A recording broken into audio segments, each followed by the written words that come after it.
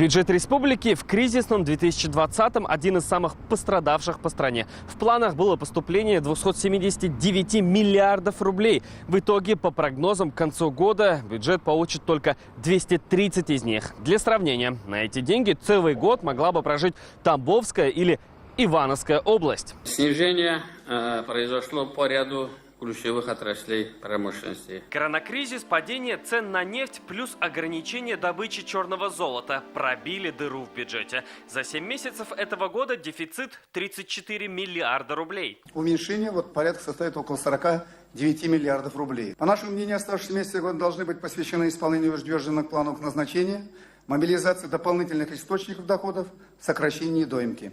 Больше всего бюджет по прогнозам потеряет на налоги на прибыль. Это основная часть пополнения казны. И как раз сегодня на совещании с президентом компании, которые обеспечивают 80% таких поступлений. Большинство отраслей в минусе. Растет только нефтепереработка и пищевая промышленность. Задачам также это и поиск новых ниш, то есть те возможности, которые сейчас возникают с пандемией, уже можно смело заниматься восстановлением отложенных инвестиционных проектов, которые из-за пандемии у многих была неуверенность. И кроме того, у нас остались инструменты и те, которые я уже частично упоминал, это по национальным проектам, это и программа повышения производительности труда. Это меры экономические. Сегодня Рустам Минниханов поручил подтянуть и дисциплину. Например, задолженность по налогам предприятий республики выросла на 1,4 миллиарда рублей. Проблемы с собираемостью и по транспортному налогу. Доходит иногда до абсурда. Ездит на Порше, 70 тысяч налог транспорта не платит. 1,4 миллиарда.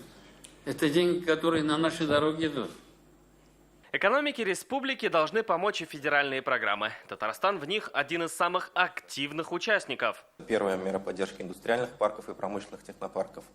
Второе – это мера поддержки промышленных кластеров. И третье – это софинансирование региональных программ промышленности. По первым двум у Татарстана и так все очень хорошо. Подводя итог встречи, Рустам Минниханов поставил главную задачу – использовать все меры для восстановления экономики. Мы научились работать в новых условиях.